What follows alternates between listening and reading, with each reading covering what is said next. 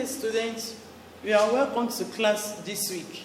Today we are looking at the topic packaging and marketing of food items, which is continuation of the topic that we started last week, preparation, packaging and marketing of food items. What are the objectives that we hope to achieve? Number one, we are to mention the duties of food sellers to the public. Number two, we are to explain packaging principles. Number three, we are to identify food packaging materials. And lastly, we are to highlight food marketing principles. Duties of food sellers to the public. Number one, they are to prepare nutritious food for public consumption, to prevent outbreak of diseases, to reduce deficiencies, nutritional deficiencies. Number two, they are to maintain high level of food hygiene. When they are cooking, the utensils must be clean. The way they handle the food must be very, very okay to prevent malaria, cholera, and all these nutritional deficiencies. Number three, they are to use the best cooking method. We have different methods of cooking. We have boiling, steaming, stewing, roasting, and others. They are to go for the best, putting in mind the needs of their consumers. Also, they are to pack the food properly for their buyers. The way they pack the food is what will attract consumers, their buyers, to patronize them.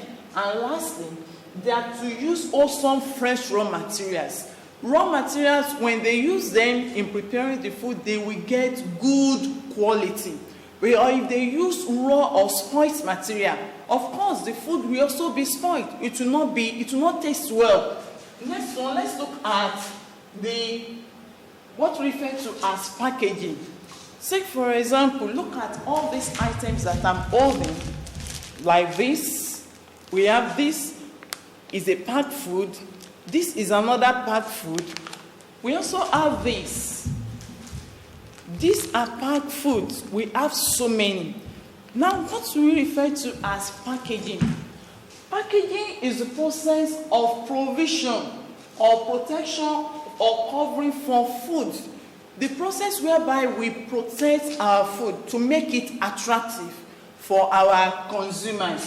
Why do we pack our food? Number one, it helps in handling, so that you'll be able to handle the food like this. I'm able to handle it.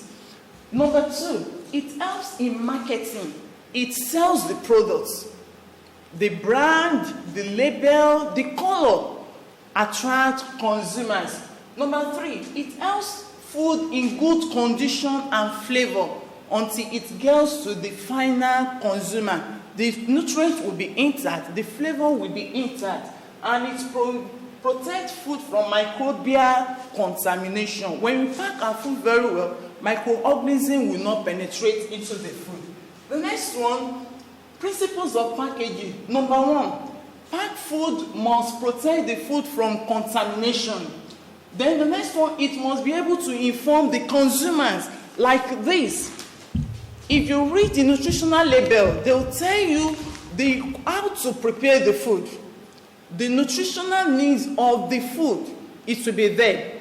Where to store the food, they will also put it there. Then the next one, package must be tasteless and must not add flavor to the food. Packed food must not add any other flavor to the food. And you must give the product a brand name. We have different brands. Like we have Bonvita, we have Milo, and others.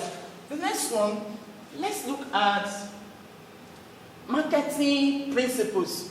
What we refer to as marketing principles is the chain of activities that take place between the production of food and its reaching the food. After preparing your food, you can't just keep it at home. You have to sell. The process whereby the food gets to your final consumer. And what are the principles? You must obey the regulation of the government, very, very important. Then the food must be safe during marketing, and it must be suitable for the type of food. Packaging and marketing of food makes the food appealing to the consumer and improve the sales of the food. You will learn more in the attached document in your Google Classroom. Thank you all for listening.